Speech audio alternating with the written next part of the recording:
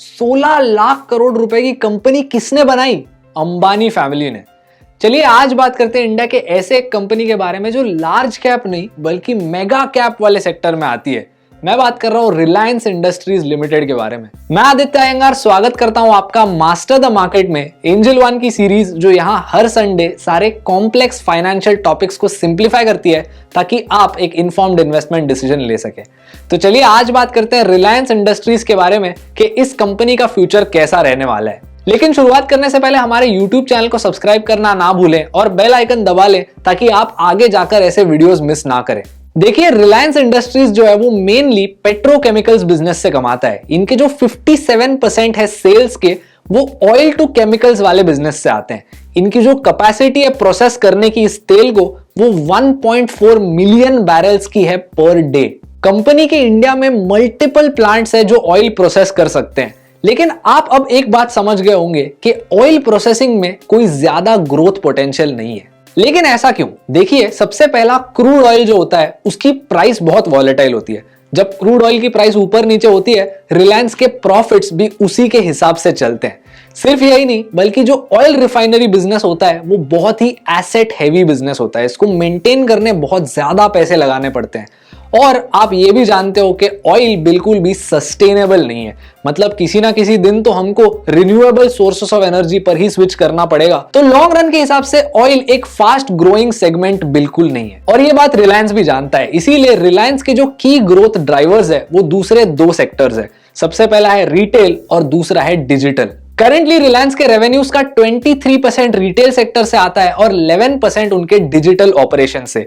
लेकिन given in sectors के आगे के ग्रोथ प्रोस्पेक्ट्स, ये शेयर और भी ज्यादा बढ़ सकता है। अगर हम रिटेल की बात करें तो रिलायंस के करेंटली 15,200 स्टोर्स है ऑल अक्रॉस इंडिया और इनके टोटल 19 करोड़ कस्टमर्स है। अगर आप किसी भी मॉल में जाओगे इंडिया में तो आपको हर फ्लोर पे एटलीस्ट 5 ऐसे दुकान दिखेंगे जो रिलायंस ओन और ऑपरेट करता है। रिलायंस के मल्टीपल ब्रांड्स है when it comes to the retail segment, जैसे Reliance smart, Reliance fresh, Reliance digital, Hamleys, Netmeds and many more. Reliance currently e commerce और डिजिटल प्लेटफॉर्म्स में भी ग्रोथ टारगेट कर रहा है। ये हमको उनके रिसेंट एक्विजिशंस और बिजनेसेस में देखने को मिलता है, such as Zivame, Urban Ladder, JioMart and many more. हाल ही में रिलायंस ने काफी एक्विजिशंस भी कंप्लीट किए, such as Justdial, Clovia, Manish Malhotra and many more. FY22 में रिलायंस ने एक एक्सपेंशन बजट भी डिसाइड किया था, जहां पे इन्होंने पर डे 7 नए स्टोर्स खोले। नॉट जस्ट दिस, लेकिन टेलीकॉम इंडस्ट्री में भी रिलायंस का 50% मार्केट शेयर है, और उस मार्केट शेयर के साथ इनके पास बड़े बड़े इन्वेस्टर्स भी है, जैसे मेटा प्लेटफॉर्म्स और गूगल।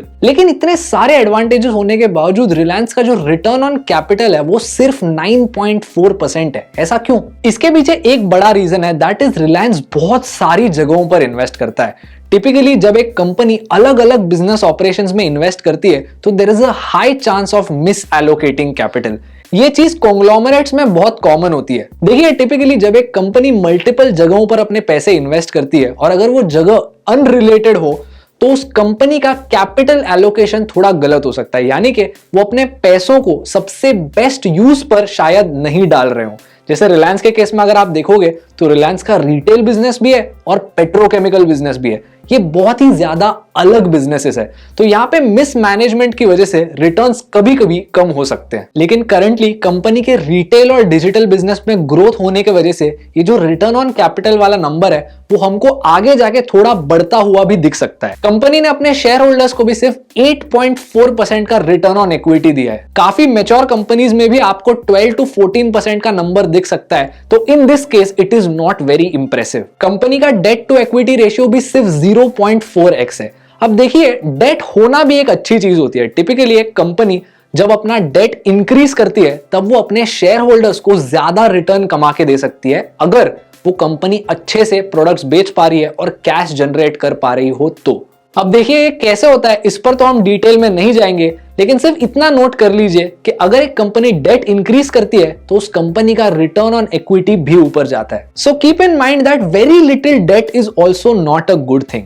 अब देखिए कंपनी के ग्रोथ रेट्स की अगर बात करें तो कंपनी ने पिछले 10 सालों में अपने अर्निंग्स 10% से ही ग्रो किए हैं। कंपनी ने अपने सेल्स सिर्फ 7% से ग्रो किए हैं और कंसेंसस एस्टिमेट्स के हिसाब से कंपनी के अर्निंग्स कमिंग ईयर्स में 14.2% से ग्रो हो सकते हैं और कंपनी के सेल्स 6.3% से। कंसेंसस एस्टिमेट्स का ये मतलब होता है कि ग्रुप ऑफ एनालिस्ट के एस्टिमेट्स का एक average.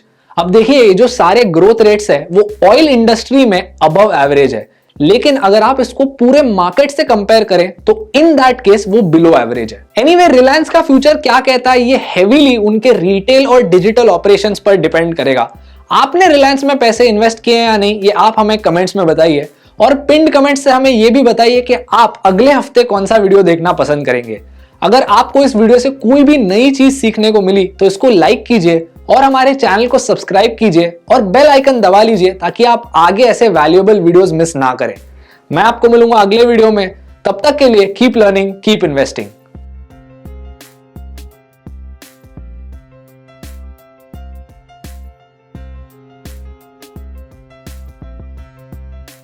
Investments in securities market are subject to market risks. Read all the related documents carefully before investing.